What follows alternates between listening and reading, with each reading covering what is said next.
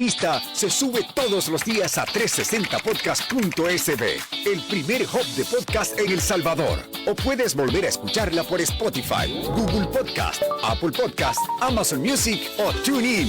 Dale clic a la campanita para que recibas la notificación.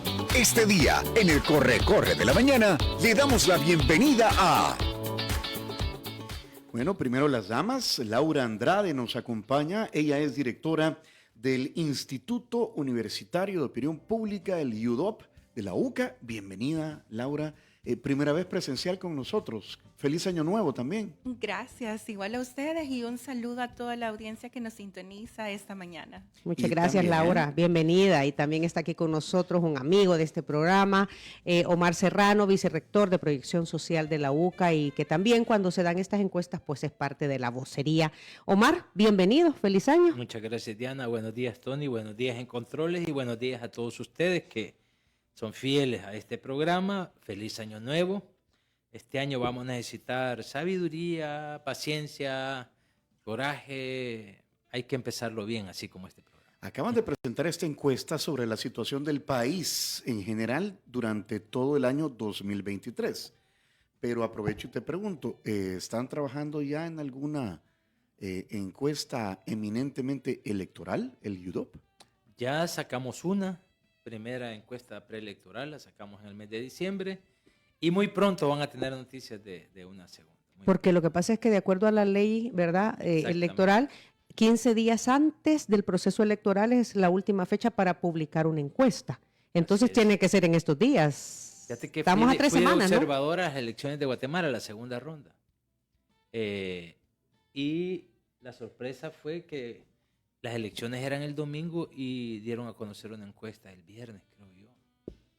Y uno dice, no, aquí se puede presentar, incluso un día antes cambia.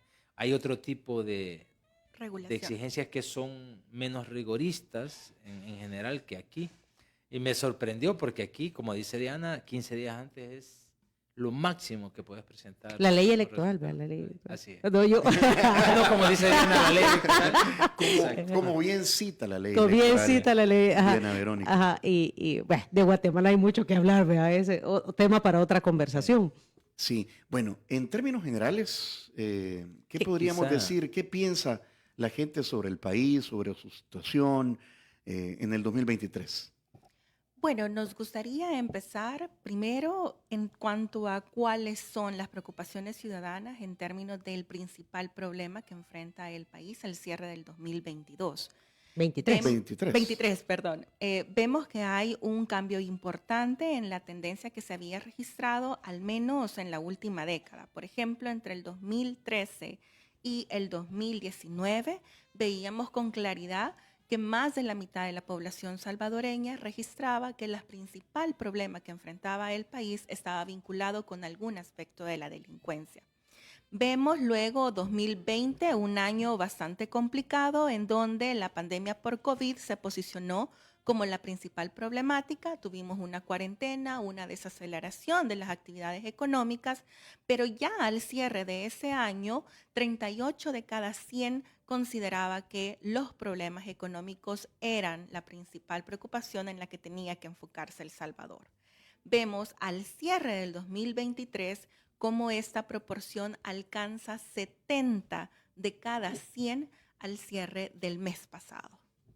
7 de cada 10 están preocupados por la situación económica. Su principal preocupación. Ese es el mayor el principal problema que afecta el país. Ajá. Hay una pregunta que hacemos recurrentemente en estas encuestas. Es, para usted, ¿cuál es el principal problema del país? Y en esta ocasión es, sin duda, es una de las evidencias, o sea, de esta encuesta es que es la cuestión económica. Digamos que la seguridad ha dejado de ser el principal problema para la mayoría de la gente. 5% todavía menciona variables que tienen que ver con la seguridad, pero el 70% está preocupado, y ojo, no solo por la economía familiar, sino la economía del país también, que para mí es un dato que arroja esta encuesta. Son dos situaciones económicas diferentes, es lo que planteas. Hay una percepción, digamos, que a veces no coincide. Vos le preguntaba a la gente en años anteriores, ¿cómo ve la situación del país, la situación económica? Digamos, un 50% te dice que bien. Pero cuando le preguntas cómo ve su economía familiar o cómo siente que está su economía familiar, esa percepción de bienestar baja normalmente. Ahora hay bastante coincidencia en las apreciaciones. Una es apreciación y otra es experiencia, digamos. Cómo la está viviendo la familia. En mi Ahora entorno. hay una coincidencia, digamos, en general, no exacto, que cómo ve el país y cómo siente que está viviendo la situación económica de cada familia, y en los dos casos es una situación preocupante para ellos. Sin duda el principal problema es la economía, y vamos a ver que lo que está a la base de la apreciación de otros rubros también está condicionado por su situación económica. Cuando hablamos de estar preocupado por su economía, ¿cómo desglosamos eso, Laura? Bueno, vemos aquí que 54 de cada 100 salvadoreños dijo que al cierre del año pasado su situación económica familiar seguía igual. Un 15% dijo que había empeorado y un 31% dijo que había mejorado. A cada uno de estos grupos le consultamos cuál era la principal razón por la que consideraba o evaluaba de esa forma su situación económica familiar. En el grupo que mencionó que había mejorado, vemos que las tres principales respuestas se ubican en porque consideran que durante el año pasado incrementaron sus ingresos, que la mejoría que perciben está relacionado con que algún miembro de la familia logró encontrar trabajo, y porque consideran que hay más seguridad para desplazarse a trabajar y han dejado de pagar extorsiones. En cambio, en el grupo que consideró que su situación económica sería igual o que había empeorado, hay coincidencias muy particulares. Por ejemplo, mayoritariamente en el grupo que mencionó que había empeorado, se concentra en el alto costo de la vida y en el incremento de los precios de los productos de la canasta básica. En cambio, en el grupo que dijo que su situación económica seguía igual, señaló principalmente 4 razones. La primera es que no había advertido ningún tipo de cambio durante el año 2023. La segunda es que algún miembro del hogar no había logrado encontrar trabajo. La tercera está enfocada justamente con el encarecimiento del costo de la vida en el país. Y la cuarta es porque consideran que hay bajos ingresos en su entorno familiar. Estoy viendo, Esta encuesta también profundizó en experiencias que decía, porque una cosa es la percepción. Por ejemplo, 80 de cada 100 personas cree que el desempleo ha aumentado o ha seguido igual. 3/4 partes, 75.3, cree que la pobreza aumentó o sigue igual. Solo un reducido grupo piensa que mejoró. Pero cuando preguntas cosas más vivenciales de la familia, hay un 10.4% que hay un miembro de la familia que tuvo que abandonar los estudios. ¿Por qué? Por razones económicas. 52.7% de las familias adquirieron nuevas deudas para lograr llegar a fin de mes. 35.9 adquirió nuevas deudas y 52.7 ha dejado de comprar algún alimento para que alcance. Dejas de comprar carne, dejas de comprar pollo, compras más pastas, más carbohidratos que son más baratos. Algo que te llene más. 40 lo dijo explícitamente, 39.5 que ha prestado para cumplir con los permisos de finales de mes. 14.5% de las familias dice que algún familiar emigró en el año 2023 y por eso 78.7 cree que la migración aumentó o siguió igual el año pasado. Y ojo, 25.3% dice que desea migrar en el año 2024. Es una 1/4 parte de la población.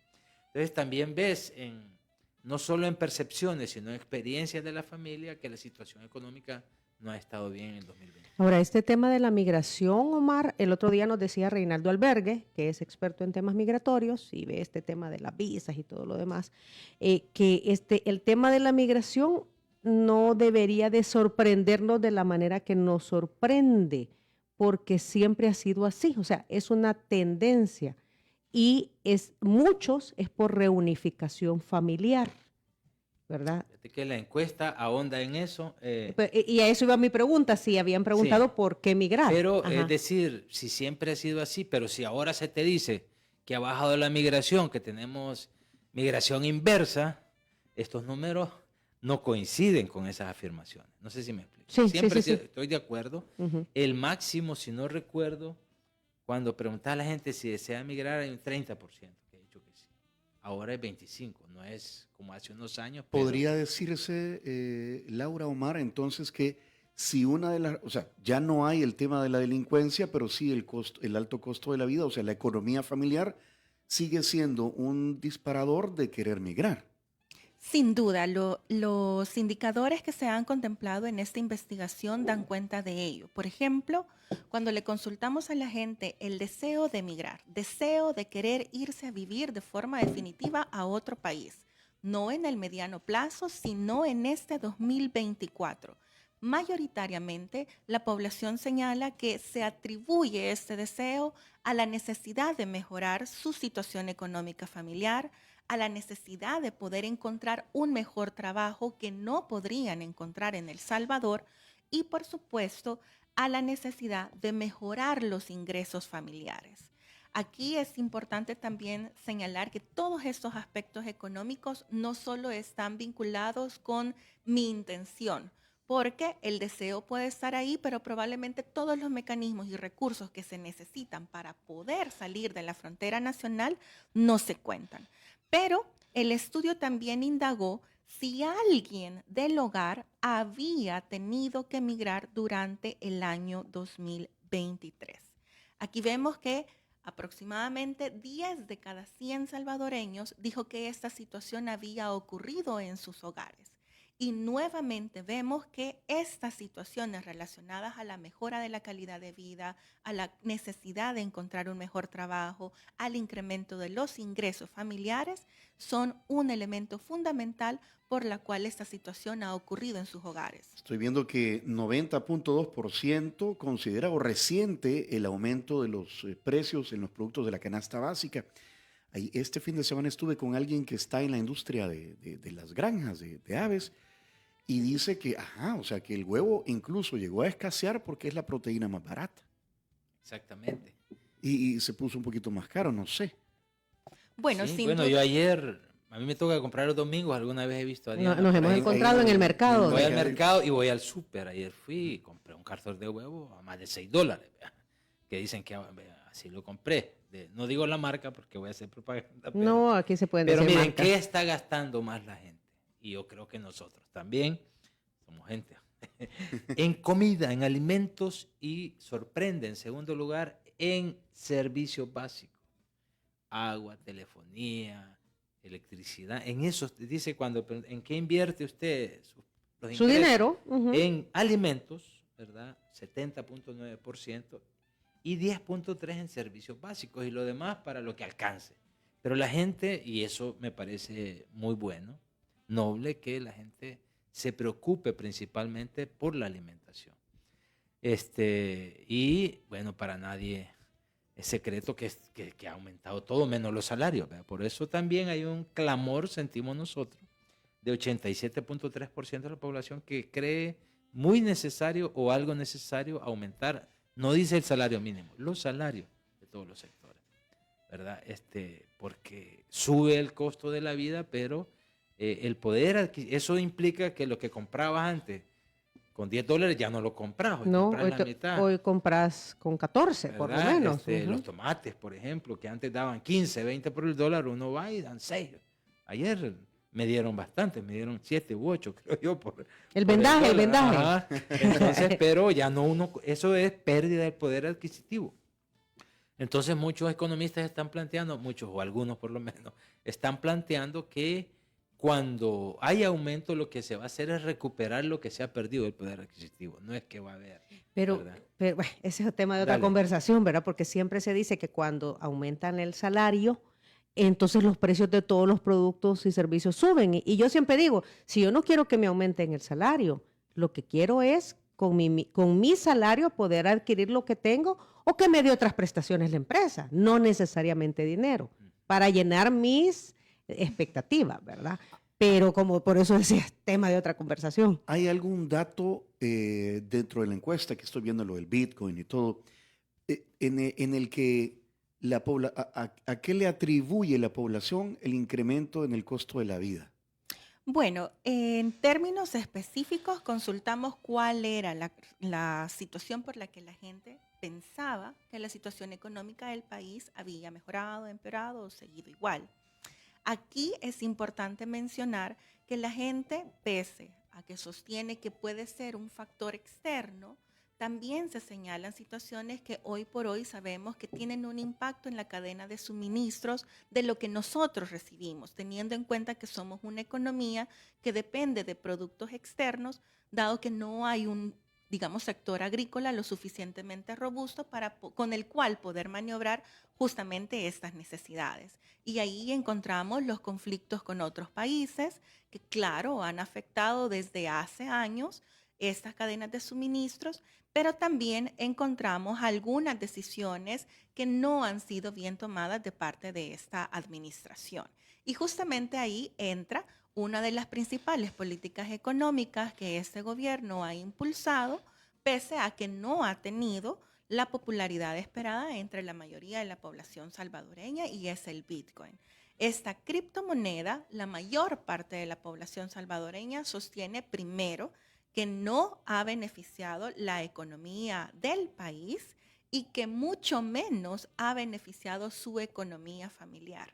Cuando le consultamos a la gente si durante el año pasado ha utilizado Bitcoin para comprar algo, vemos con claridad que más del 80% dijo que no había utilizado ese criptoactivo para hacer una transacción durante el año 2023.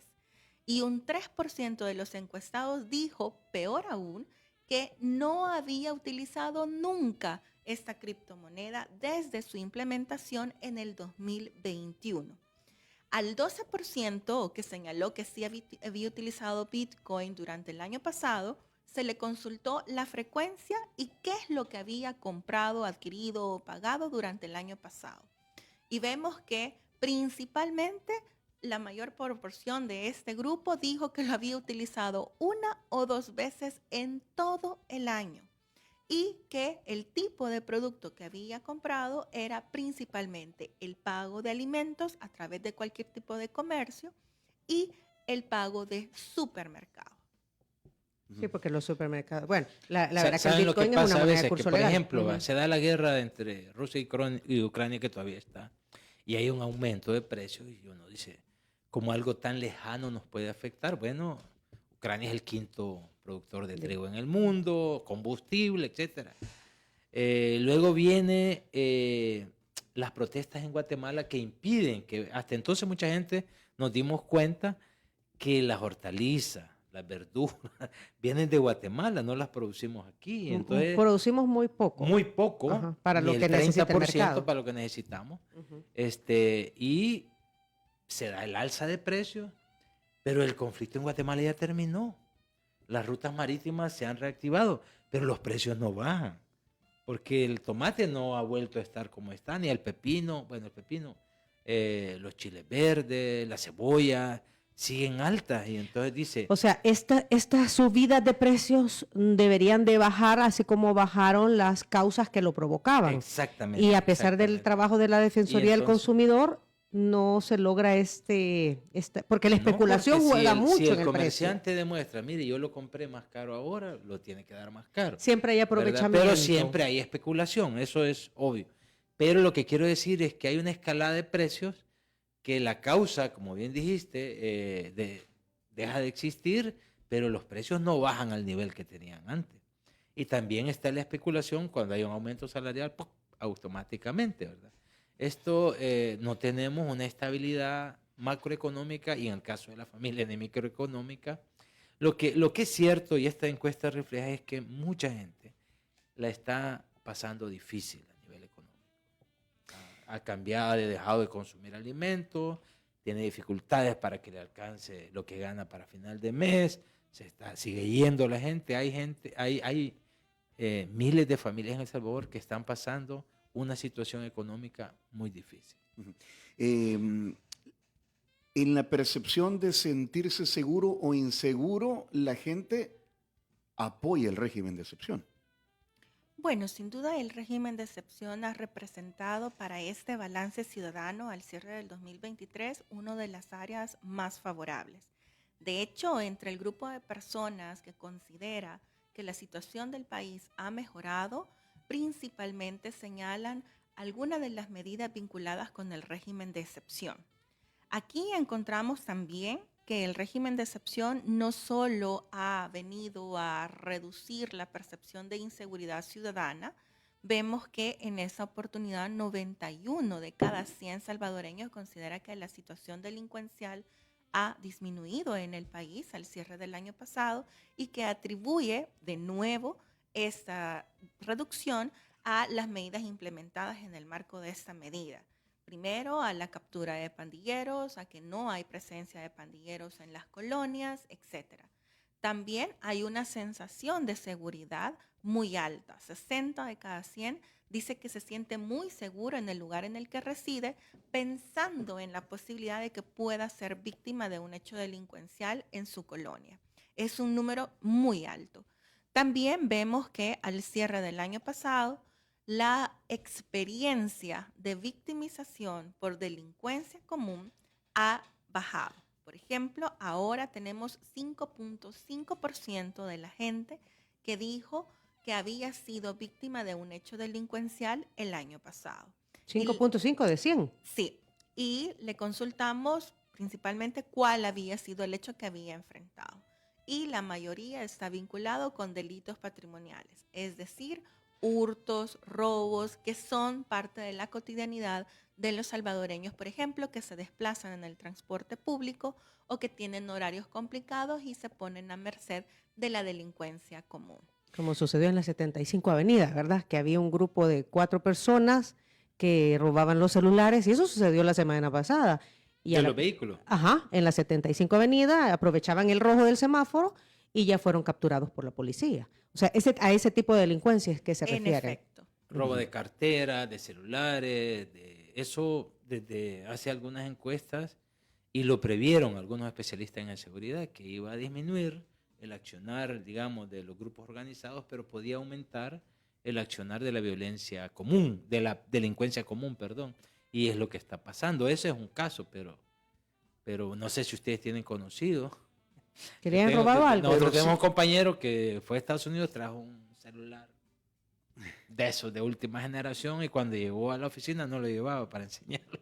Se lo habían sacado y no se dio cuenta. ¿Pero y en dónde? ¿En qué trayecto? En el bus. Ah, en el bus. Sí. Llegó en bus. Pero Omar, Entonces, 5.5% es poco. sí, Sumamente bajo. Sí, pero si vos multiplicás eso por la cantidad de población, no es despreciable. Eso es lo que... Perdón, solo para Claro. terminar este bloque, la muestra de cuánto fue y a dónde se tomó. La muestra es de 1.280 casos válidos y es a nivel nacional. Nuestro diseño muestral trata de que sea una representación lo más fiel posible de la distribución de la población adulta en el país según 4 estratificaciones. Primero, a nivel departamental. Segundo, según área urbano-rural. Tercero, según sexo y el grupo etario al que pertenece la población. Uh-huh. Quizá voy a aprovechar la pregunta de Diana para que la encuesta sea científica, digamos, tiene que reflejar la composición. Si hay 53% de mujeres, ojo, son ustedes más que nosotros. Sí. La encuesta debe reflejar eso. Si hay 60% de gente viviendo en la zona urbana y 40% en la rural, la encuesta va a reflejar eso. Los grupos etarios, según los censos que disponemos, porque es lo que hay. No, es lo que hay, así debe ser también los grupos etarios, ¿verdad? Lo digo porque una vez en un medio una señora se quejó. Vaya, vos decís, tenemos que entrevistar tantas mujeres de esta edad, tantos hombres de esta edad. Entonces andaban los encuestadores buscando y decía, mire, aquí vive una mujer de 18 a 25 años, por ejemplo. Y dice, no, yo tengo 40 y tantos, pero quiero que me entreviste. Mire, ya esa cuota. Ya llenamos esa No a cuota. quejarse porque decía, no me quisieron, con razón, solo los jóvenes entrevistan, que nos entrevistan. Y es por esto, ¿verdad? Para cumplir los parámetros, digamos, de una Le faltó muestra, decir, de tengo muestra 45, aleatoria. pero me veo de 18. No, hay gente que no termina de Sí. entender esto de las encuestas, Ajá. pero para que refleje, digamos, para que pueda extrapolarse la muestra a lo que, digamos, Representa a la sociedad. a la sociedad, Ujú. tiene que ser así. Bueno, ya vino el desayuno de San Martín. Les acabamos de entregar a cada uno una bolsa de Cherito Café, que es el patrocinador oficial. Es el café que servimos acá en Sabroso. Diana Verónica y Tony. Muy rico. Puede ser un Black Honey de la finca Las Veraneras o un Pacas semilevado de la finca La Palma. Pueden contactar a Cherito Café en redes sociales, Instagram y X como @cheritocafé.sv. Bueno, aquí somos orgullosos de tener un producto local. Y yo siempre digo, Omar y Laura, ustedes sabrán más, que para que la economía funcione hay que consumir local, ¿verdad? Así que para mí, que tomen Cherito Café bueno porque es un producto 100% salvadoreño. Agradecemos a Línea Rosa, que también ya nos trajo los desayunos de San Martín, compañero. Mira. Hay nuevas ensaladas. Así es, un reinicio lleno de frescura en San Martín, la nueva Honey Mustard Chicken Salad, estoy viendo acá. También la ensalada Santa Fe. Esta ensalada Santa Fe de San Martín es famosa. No, ese es campeón. Esa es la campeona de San Martín, pero también está la Santa Fe Steak, que lleva carne, y la Quinoa Salad, mira. Para los que no comemos animales, fabuloso. Así que todas estas nuevas ensaladas usted las puede probar en cualquiera de los sucursales de San Martín. Y decía, agradecemos a Línea Rosa. Sí, los desayunos vinieron gracias a Línea Rosa. Es un servicio de transporte de mujeres para mujeres. Las contacta al 6200-4491 o a través de la aplicación Línea Rosa App. Laura, le recomendamos utilizar cuando necesite los servicios de Línea Rosa. Servicio garantizado. Ese es de Garantizado, mujeres ya lo he para usado. mujeres. Pero un hombre bienvenido si el servicio lo pide una mujer. Ya. Ajá. O sea que ahí puedes, Laura. Sí podés utilizar los servicios de Línea Rosa, ¿verdad? Laura, ahí si Laura lo pide, pues ahí Si sí. Laura De lo hecho, pide. ya los usé. Un Ah, comentario. Ayer terminé de leer el libro más reciente de Isabel Allende, que se llama El viento conoce mi rostro. Lo recomiendo porque es la yuxtaposición de dos casos terribles. Uno de el exterminio nazi, ¿verdad? Samuel Adler es el protagonista. Y otro de una sobreviviente de la masacre en el Mozote, una niña, Anita. Entonces va contraponiéndole hasta que al final de la historia se une. Pero lo que quiero decir es que cuando vienen los abogados de Estados Unidos, porque es una historia de migración también, usan la línea rosa mira. de taxi, lo menciona, y ahora que se están diciendo, serio? estoy recordando. Mira sí. qué bien, mira qué bien. Y cuando llegaron a hacer visitas A El que Salvador, no conocían El ajá. Salvador, utilizaron Línea la Rosa. línea rosa. Vaya. Y eso lo dice Isabel Allende. Esa mujer investigó mucho, o su equipo investigó mucho, porque tiene un gran equipo de investigadores, porque cuenta detalles que ¿Qué te te habla sabe? de las pupusas, de lo que pasó en Chalchuapa con las mujeres, no, ya estoy haciendo de spoiler. Pero bueno. No, pero trata esos temas. No, pero me llamó la atención por lo de la línea rosa, pero hay mucha investigación. Un Buenísimo. poquito de lo que pasó en el Mozote hace muchos años y Qué bien. lo recomiendo. Y Laura, ¿has usado los servicios de Línea Rosa, decías? Sí, sí, sí, altamente recomendados. Va, que nos alegra. Va, otra manera de activar la economía consumiendo local, ¿verdad? Exactamente. Muy bien. Le preguntaron, Diana Verónica, a la gente sobre el comportamiento y accionar de los policías y los militares bajo el régimen de excepción. Eso queda pendiente para después de la pausa. Ya volvemos.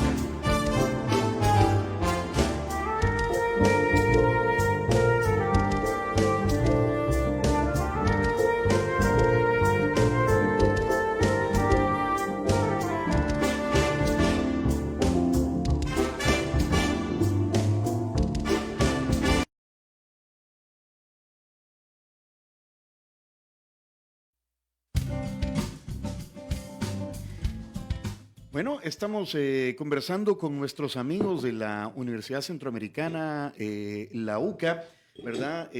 Nos acompañan Omar Serrano, que es el vicerrector de Proyección Social, y Laura Andrade, directora del IUDOP. Y quedamos pendientes sobre cómo ve la población el accionar pleca comportamiento de las autoridades, policías y militares a la hora de accionar el régimen de excepción. ¿Qué datos tenemos ahí, Laura?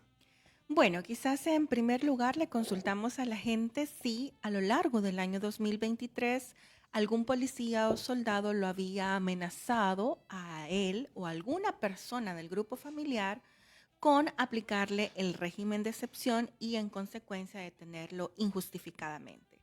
Vemos que 94 de cada 100 salvadoreños dijo, no, esto no me ocurrió durante el año 2023, pero un 6.1% declaró abiertamente en el estudio que esta situación sí había ocurrido el año pasado. También tenemos un indicador histórico relacionado con la exposición ciudadana al abuso policial o militar. Y aquí tenemos varios indicadores. Primero, si la persona ha sufrido algún tipo de maltrato verbal, incluso insultos de parte de elementos policiales o militares. Además, si esta persona había sido agredida físicamente por alguno de estos elementos o si había presenciado la agresión física de elementos policiales o militares hacia otra persona. Si bien es cierto, en los primeros dos las proporciones son bastante bajas, en el caso de estar expuesto a la agresión de un tercero de parte de estos elementos del Estado, vemos, por ejemplo, que ha incrementado de forma consistente la proporción de salvadoreños que dijo que había presenciado que un soldado había maltratado físicamente a una persona. Por ejemplo, al cierre del año 2020, 8 de cada 100 salvadoreños dijo que esta situación sí la había presenciado. Ahora, al cierre del año 2023, esta proporción alcanza 12 de cada 100 salvadoreños. Y vemos que hay una tendencia muy sostenida al alza. En cuanto a estar expuesto a la agresión física de otra persona, pero de parte de elementos policiales, vemos que en esta oportunidad, al cierre del año pasado, representan 16 de cada 100 salvadoreños, mientras que al cierre del año 2020, esta proporción era de 14 por cada 100. ¿Qué encontramos también? Primero le consultamos a la gente si había sido víctima directa de algún hecho delincuencial provocado por policías o militares. Aquí vemos que solo un 1.3% de la gente dijo que esto sí le había ocurrido el año pasado. Si extrapolamos, como bien lo dijo nuestro vicerrector, al total de la población adulta, que es nuestro marco muestral, esto significa que más de 57,000 salvadoreñas y salvadoreños fueron victimizados por un agente de seguridad del Estado. Y le consultamos qué es lo que había ocurrido. Sí, porque en porcentaje parece poco, pero ya al extrapolarlo, pues ya hay otra cifra. Es otra cifra, correcto. Y vemos aquí que hay respuestas relacionadas con el robo de objetos personales o dinero, la extorsión a esta persona para evitar una detención injustificada, también agresiones físicas y amenazas vinculadas a la aplicación del régimen de excepción, entre otro tipo de respuestas. Vemos también que mayoritariamente el grupo de la población victimizada por elementos policiales y militares reside principalmente en el área metropolitana del país, proviene de estratos obreros y son mayoritariamente hombres. Además que esta población se encuentra entre los 26 y los 55 años de edad. Ahora, y esto puede tener relación con que ahora hay más patrullajes en la calle. Bueno, no necesariamente no necesariamente podemos vincular a mayor presencia policial y militar en las calles, mayor reactividad Podría o afectación a haber la gente. aumento. Definitivamente creo que es un llamado de atención de las autoridades en cuanto a la definición de los protocolos con los cuales se atiende a la ciudadanía. Las autoridades no deben de perder de vista que la seguridad pública es un servicio público y en consonancia, tanto los elementos policiales como militares necesitan un protocolo de actuación para minimizar ese tipo de situaciones que afectan directamente a la ciudadanía y como vimos con los datos, no es cualquier ciudadanía, ya son personas que se encuentran en una posición vulnerable por su situación socioeconómica. Sin embargo, más adelante, Omar, lo que la ciudadanía encuestada percibe por parte de las instituciones, donde están también ahí la policía y el ejército, es positivo. Mira, la otra o al menos anda arriba del 5. La otra gran evidencia De 10. de esta encuesta, así como una es que la situación económica está difícil para mucha gente, la otra gran evidencia es que la seguridad es lo más valorado de la población, lo que se ha hecho en materia de seguridad, lo más valorado y lo que sostiene el mayoritario respaldo social de este gobierno. En concreto, la joya de la corona de la seguridad es el régimen de excepción. En un interesante análisis histórico que hizo el UDOP sobre confianza ciudadana, en los 5 años que lleva este gobierno, desde 2019 a 2023, está claramente que hay un antes y un después del régimen de excepción. Clarísimo. Te sale en una gráfica. Es decir, el gobierno, y hay no solo el gobierno, hay 3 actores que tienen que ver directamente con la decisión o la implementación del régimen de excepción que tienen el mismo comportamiento. No en proporciones, pero la misma. Comenzaron, es el presidente, la PNC y el ejército. Comenzaron con un nivel de confianza. En el 2019, 2020 empiezan a subir un poquito los 3 y luego empiezan a caer en la evaluación de 2021. 2022 justo en marzo comienza a cambiar la tendencia y crece hasta 2023. Y claramente, digamos, el revulsivo digamos que hay una erosión de las opiniones favorables en todo gobierno con el paso del tiempo, eso es así. En este comenzaba a darse en el 2021, sin embargo se revirtió básicamente por el régimen de excepción. Y es más, el presidente bajó a su mínimo histórico en el 2021 y subió todavía en el 2023 un poquito más. No así la policía ni las Fuerzas Armadas. Bajaron un poquito en el 2023 y creemos, eso no se puede asegurar porque hay muchas variables que intervienen, que uno de los factores que puede incidir en ese, siempre sale bien evaluada, pero no, el presidente salió mejor evaluado que el año pasado y es que el nivel de gente que vio algún tipo de abuso aumentó en este año. Puede estar relacionado con eso, por lo menos en parte. Los que sí están por la calle de la amargura son los partidos políticos. Bueno, continúan, compañero. Sí, No, bueno, eso- sí. Ajá. Partidos Eso, políticos y alcaldes. alcaldías. Esa es la novedad, Ajá. la alcaldia. Las Los alcaldías. partidos nos Digamos tienen que, pues, sí. acostumbrados. Ya no nos sorprende, nos tenía acostumbrados. Bueno, sin Y duda aquí en general, Laura, sí, en es general. una evaluación de las municipalidades a nivel general. Es importante señalar que sí, digamos, a lo largo de las distintas mediciones que ha realizado el instituto, hemos podido advertir un cambio sobre la opinión de la gente en cuanto a sus municipalidades. Hasta el año 2018, las municipalidades eran de las dependencias del Estado con mayor confianza y una mejor evaluación ciudadana, justamente por la cercanía que representaban para la población. La solución, digamos, en corto tiempo de sus necesidades era claramente registrada en nuestros estudios de evaluación. ¿Qué es lo que encontramos ahora? Lamentablemente son reprobadas con un 5.03 como nota promedio general.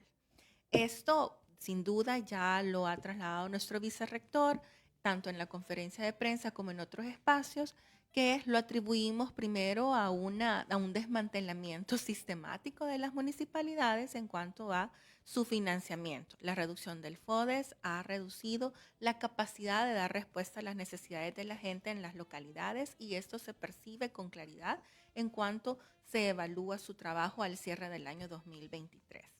Y sin duda vamos a tener un comportamiento similar en la medida en que ahora, con la nueva reclasificación de municipios y distritos, vamos a tener una mayor desconexión en cuanto al ciudadano de las localidades, de los distritos, frente al municipio, que es un cúmulo más grande. Esto sin duda podemos adelantarlo. Esto dependerá también de la capacidad de la Dirección de Obras Municipales para dar respuesta principalmente a aquellas obras que están vinculadas con el mejoramiento de la infraestructura vial de las colonias. Pero si esto no tiene un impacto significativo, definitivamente las municipalidades van a seguir registrando esta mala evaluación. Omar, la gente ve como corruptos a los partidos políticos y ahora a los alcaldes. Sí.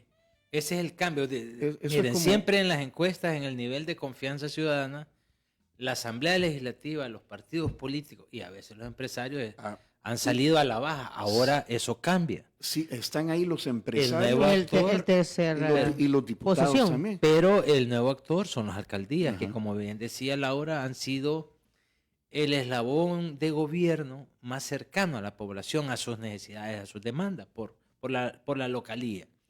Eso va a cambiar a partir del 1 de mayo próximo. Porque vas a un municipio, yo he puesto, que es lo que más conozco, Chalatenango, y decís, ¿quién es el candidato de el PCN? Es el candidato, uno que es alcalde ahorita en San Miguel de Mercedes. ¿Y quién es el candidato del FMLN? Uno que es candidato de Azacualpa.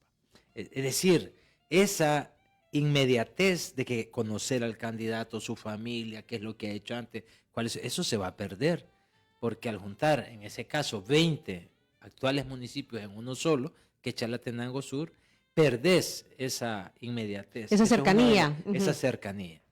Entonces, digamos que las que han pagado las consecuencias, digamos, porque están mal evaluadas no solo ahorita. Hoy salieron con 503, aplazadas, digamos, una escala de donde 6 sea la menor nota para aprobar, pero son las municipalidades que han salido peor evaluadas, con una percepción alta de corrupción, pero en las que la gente está descargando su frustración, su descontento, su inconformidad. De hecho, la reducción de municipios, en parte, creemos, tiene que ver con es una decisión político-electoral más que una decisión técnica, porque agrupar 20 municipios en uno solo, 10 en otro y 3 en el caso de Chalatenango, que son La Palma, Citalá y San Ignacio, que los dejaron como Chalatenango Norte, uno no entiende los criterios, aparte del geográfico. Pero sí, las alcaldías están... O sea, que son datos que ya conocía quienes han hecho las modificaciones. En nuestras encuestas anteriores ya la gente empezó a pasar factura a nivel local, en las municipalidades. Ya. Son las 9 y tenemos que ir terminando, pero yo quisiera que, ¿cuál es la situación actual de partidos políticos? Y lo digo esto porque, pues sí, se viene un proceso electoral. Nunca, la verdad que cada vez han ido en decadencia, pero ¿qué dice la gente ahora de los partidos políticos? Laurita, yo no sé si ese porcentaje que salió hoy de gente que dice que no tiene, porque aunque no es encuesta preelectoral, preguntas cuál es su partido de preferencia. Y no sé si es histórico ese Laura, dato. Anticípenos. Bueno, en cuanto a los partidos políticos, podemos ver un cambio importante de 2019 hasta 2023. Por ejemplo, se ha reducido la proporción de personas que no tienen confianza en estos institutos. En 2019 pasamos casi a un 50% de la gente que no tenía confianza. Que no tenían ninguna confianza en los institutos políticos y ahora pasamos a un 35%. O sea que ha crecido la confianza. Levemente, pero ha crecido. Okay. Ahora bien, la percepción de corrupción también es otro indicador que ha mejorado, podríamos decir. Mientras que al cierre del 2019 eran más del 70% de la gente que consideraba que los institutos políticos eran muy corruptos, ahora esa proporción nuevamente alcanza un 40% aproximadamente. En cuanto a la calificación, sin duda, al igual que la Policía Nacional Civil y la Fuerza Armada, incluso el gobierno central y el presidente, el régimen de excepción les ha permitido incrementar la nota que registrábamos al cierre del 2019. Ellos entraron con un 3.65 de evaluación. Ahora, sin embargo, continúan siendo reprobados, pero la nota ha incrementado al 5.03 de promedio general. Aquí también es importante mencionar que hay un cambio importante en el comportamiento de las opiniones ciudadanas en cuanto a la elección que se dio en el año 2021. Vemos que ahí ya hubo una reconfiguración de la Asamblea Legislativa, también una transformación radical de la forma en la que los diputados dan a conocer el quehacer legislativo, y vemos que eso ha tenido un impacto importante en la forma en la que la gente ve a estos institutos políticos. Omar, Hay otra pregunta que se hizo es, ¿cuál es su partido de preferencia? No por quién va a votar, esa es otra cosa. Pero ¿cuál es su partido de preferencia? Y 51% de la población dice que no tiene partido de preferencia. Que es distinto, aunque no tenga, va a votar. Pero esta aversión a los partidos, el descrédito en general de los partidos, Nuevas Ideas está con más votos, digamos, de preferencia, pero no goza del... Está en la misma categoría. Sí, exactamente. Entonces, ya un poco más a profundidad, lo que está en juego en el país, en este proceso electoral, un poquito desde antes también, es el sistema de partido. Hay una transformación que comenzó en el 2019 del sistema de partido y también del régimen de gobierno. Eso es lo que está en juego para el 4 de febrero. A nivel profundo, digamos más, lo que está en juego es el régimen de partido, que como decía Laura, está viviendo una transformación, no solo en los porcentajes, sino en el tipo de sistema de partido, que eso es lo que vamos a vivir en el 4 de febrero, y también del régimen de gobierno. Eso es lo que está jugándose en El Salvador en las próximas elecciones. A nivel general, y para ir cerrando, porque se nos acabó el tiempo, podríamos decir, me corrige si me equivoco, pero digamos que ya como ve la gente el 2024, la gente tiene como esperanza que las cosas vayan mejorando, Laura, en términos generales, o al menos que sigan igual. Bueno, sin duda las opiniones favorables son mayoritarias, digamos, en cuanto a las 4 áreas que consultamos en esta evaluación, es decir, la economía del país, la situación económica familiar, la situación política y la delincuencia. Pero estos números de apreciaciones favorables o expectativas que tiene la gente, en realidad, si las comparamos con las expectativas que la gente registraba, al menos en el año 2019, entre 2019 y 2023, se han reducido sustancialmente. Por ejemplo, aquellos que consideraban que la economía del país estaría mejor en el siguiente año, pasaron de casi un 70% en el 19 a un 40% al cierre del año pasado. Quienes consideraban que la situación política del país estaría mejor, al cierre del 2019 era más de la mitad de la población salvadoreña, 58.3%. Ahora alcanza apenas un 34.5% de expectativas favorables en materia política. En cuanto a la situación económica familiar, también hay un descenso importante. Aquellos que consideraban en el 2019 que esta situación estaría mejor el próximo año, era superior a la mitad de la población salvadoreña, 57.4%, y se reduce a un 44.2% al cierre del año pasado. Y en cuanto a la delincuencia, también aquí vemos un cambio importante. Cuando la gente considera que la delincuencia va a disminuir el próximo año, en 2019 la proporción era de 65 de cada 100. Consideraba que la delincuencia iba a disminuir en el país. Al cierre del año 2022, esta proporción era de 73 de cada 100. Pero al cierre del año pasado, esta proporción se reduce a aproximadamente 55 de cada 100 salvadoreños. Tony, perdón. Ya es que ya viendo los números comparados. Hay una subida, hay una bajada. hay hay una- cambio. ajá. Fíjate que a mí esta parte me llama la atención porque lo que yo interpreto es que hay una actitud de esperanza de la gente que hay que tenerla, y eso es bueno.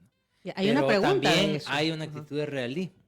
Porque cuando preguntas, cuando piensas en el futuro, ¿qué siente? Ajá. Y 80 de cada 100 te dicen esperanza, lo cual es positivo. Si uno perdés la esperanza, ya perdí. Sí, sí. Pero más de la mitad de la población cree que la situación económica estará peor o igual que en el 2024, en relación al 2023. Más de la mitad de la población, 53.7%, cree que la situación política estará igual o peor que en el 2023. La mitad de la población, 50% exacto, cree que la situación de su economía familiar estará igual o peor. Entonces, hay un sentido de optimismo, digamos, pero también hay una cuota de realismo. Lo que yo decía, la percepción de la situación económica del país y de la economía familiar coinciden más en esta encuesta que en otras, porque hay una percepción un poco más idealista, digámoslo así, más positiva.